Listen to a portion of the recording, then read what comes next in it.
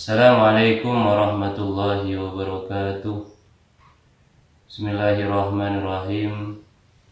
Alhamdulillahirabbil alamin. Wassalatu wassalamu ala asyrafil anbiya'i wal mursalin sayyidina wa maulana Muhammadin wa ala alihi wa sahbihi ajma'in. Rabbi zidna ilma warzuqna fahma. Para pemirsa dan saya channel yang dirahmati Allah, alhamdulillah kita bisa melanjutkan hataman kitab Safinah, yang mana pada kesempatan kali ini kita akan membahas pasal tentang hal-hal yang haram dilakukan oleh orang yang berhadas kecil maupun orang yang berhadas besar.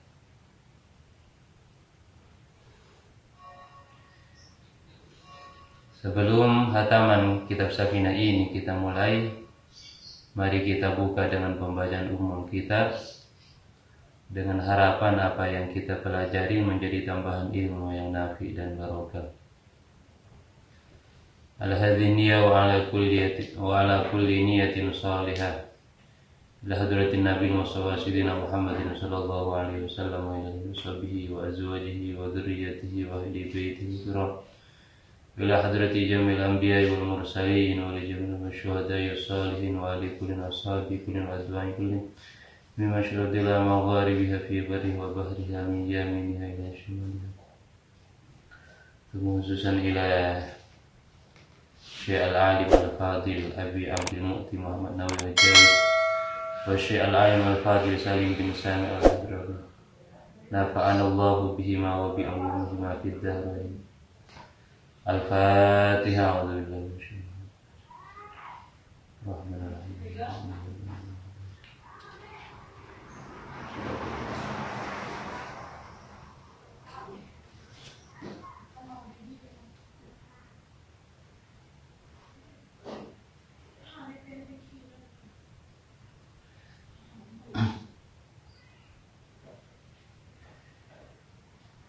Bismillahirrahmanirrahim. Qala al-musannifu rahimahullahu ta'ala wa nafa'ana bihi wa bi'ulumihi fid dharain amin.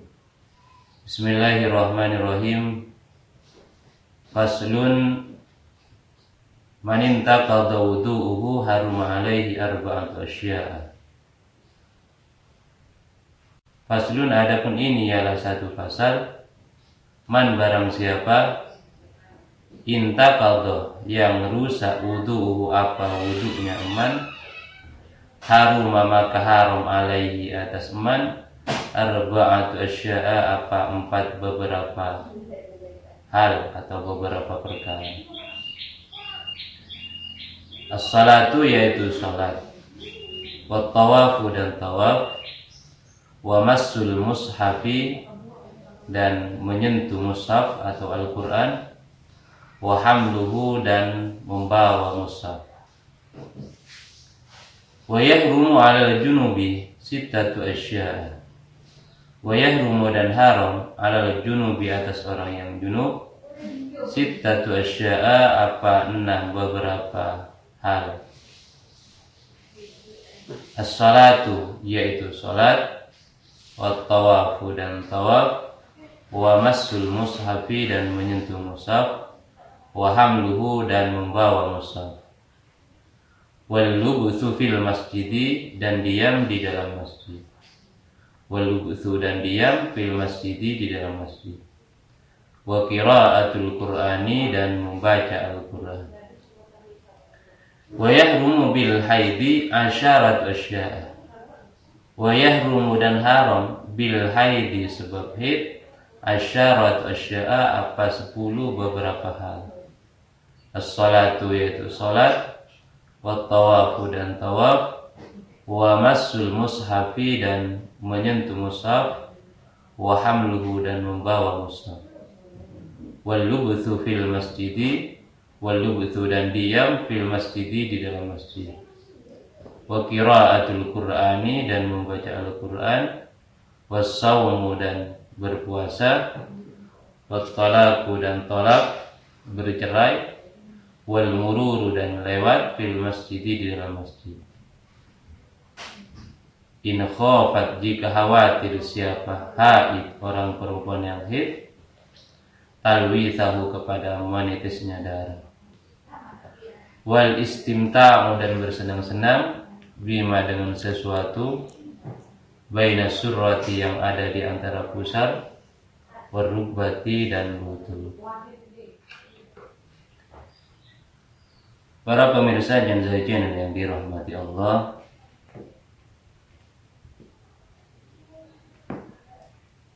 ada 4 perkara yang haram dilakukan oleh orang yang berhadas kecil. Man intaqadha wudu'uhu haruma alaihi arba'atu asya'. Orang yang batal wudu'nya haram melakukan 4 hal. As-salatu yaitu melakukan sholat. Jadi orang yang wudu'nya batal haram melakukan sholat.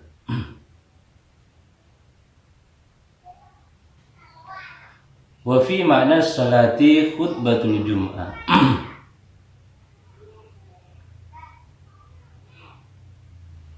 Dan di dalam maknanya sholat, khutbatul jum'ah adalah khutbah Jum'ah.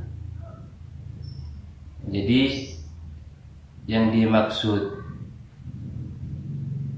melakukan sholat di sini tidak hanya sholat saja yang haram, tapi yang semakna dengan sholat, misalnya khutbah Jumat, wa sajadatut tilawati dan sujud tilawah, wa syukri dan sujud syukur. Jadi melakukan khutbah Jumat, sujud tilawah dan sujud syukur juga haram dilakukan orang yang berhadas kecil atau orang yang wudunya batal. Wa tawafu dan tawaf keliling Ka'bah. Jadi orang yang beribadah haji kemudian melakukan tawaf tanpa punya wudu, maka tawaf tersebut haram.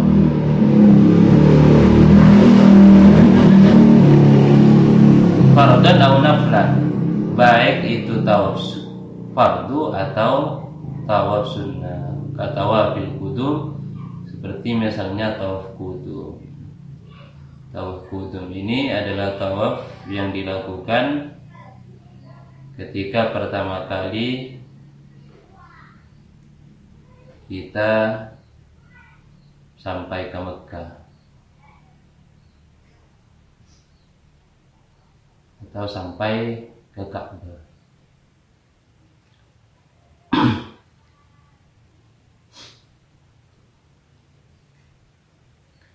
Kemudian wa massul mushafi.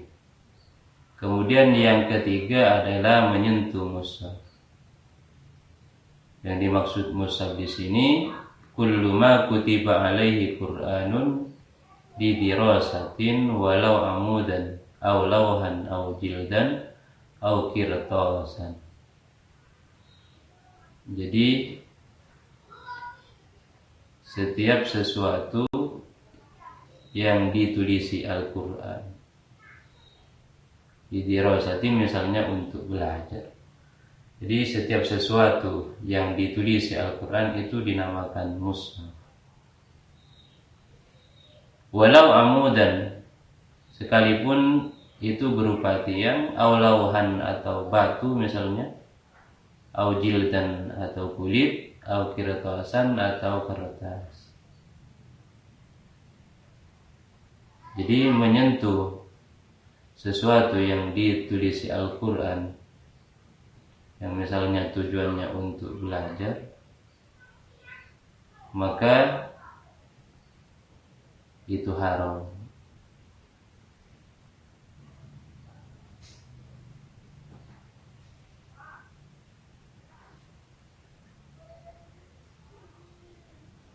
wa hamluhu, kemudian membawa mushaf, illa fi mata'in, kecuali mushaf tersebut bersamaan dengan barang-barang misalnya. Fayahillu hamluhu, maka kalau bersamaan dengan barang, maka halal untuk membawa mushaf tersebut. Taba'an lahu, karena mengikuti barang.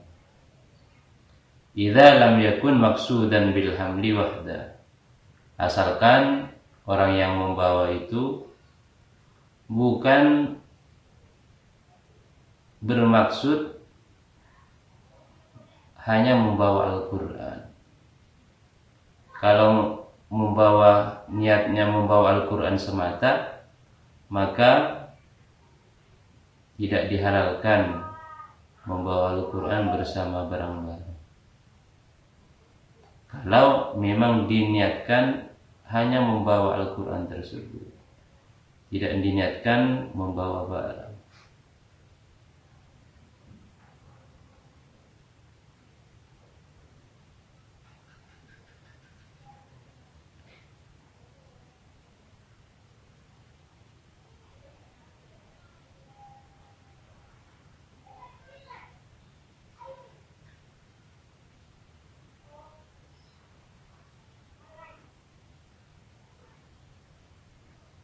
Kemudian wa yahrumu 'alal junub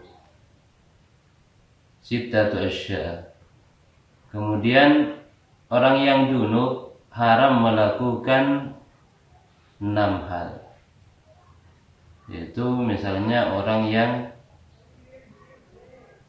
selesai berhubungan, atau orang yang berhubungan dengan istrinya misalnya, orang tersebut dinamakan orang junub.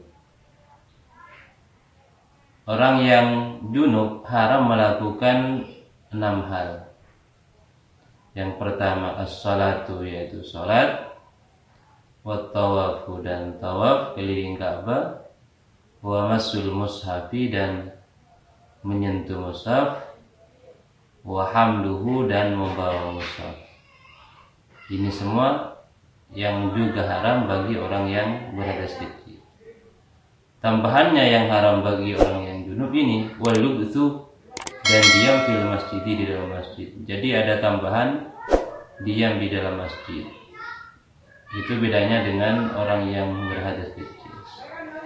Yang kedua bedanya wa qiraatul Qur'ani, dan membaca Al-Qur'an.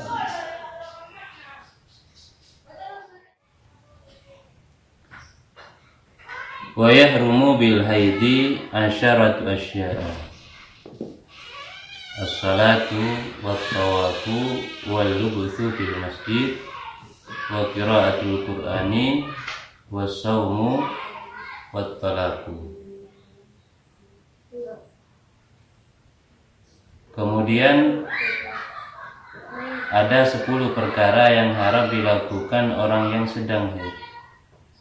Yang pertama as-salatu, adalah salat, wa tawafu, dan tawaf, wa massul mushafi, dan menyentuh mushaf, wa hamluhu, dan membawa mushaf, wal lubthu fil masjid, dan diam di dalam masjid, wa qiraatul Qur'ani, dan membaca Al-Qur'an.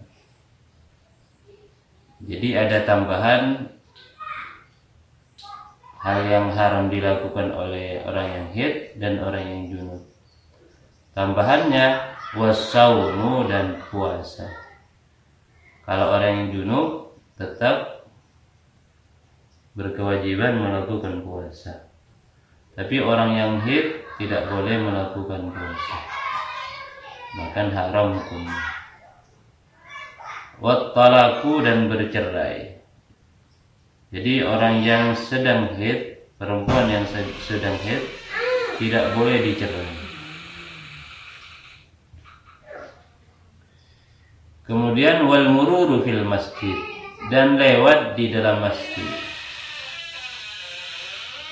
Jadi lewat di dalam masjid ini tidak boleh in khafat talwithahu, jika perempuan yang sedang haid ini khawatir menitisnya darah.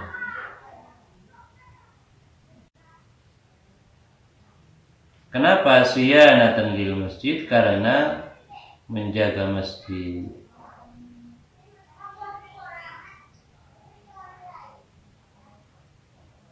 Fa in aminathu kana laha al-ubur.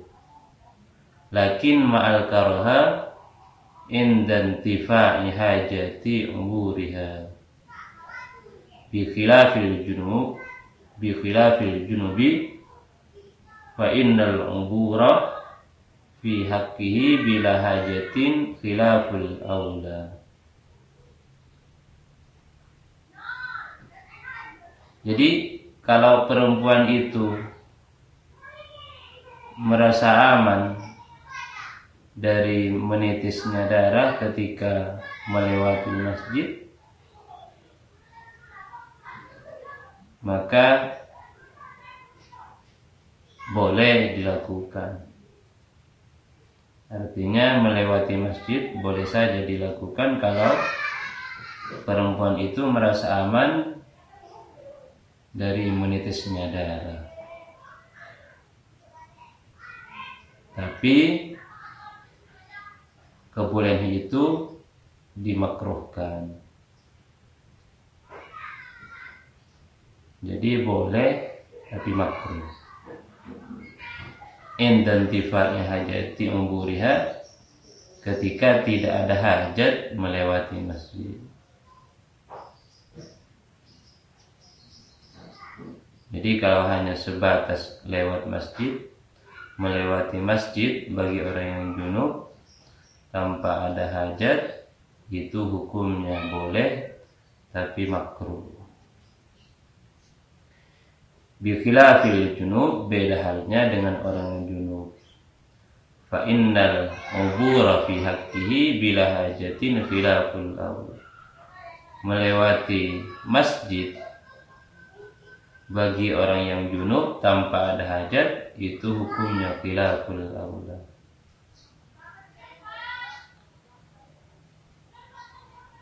Wal istimta'u bima bainas surrati warubati. Jadi haram juga beristimta, bersenang-senang dengan anggota yang ada di antara pusar dan lutut.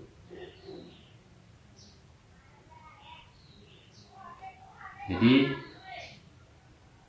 seorang suami tidak boleh bersenang-senang dengan anggota istrinya yang ada di antara pusar dan lutut dikala istrinya dalam keadaan haid atau nifas.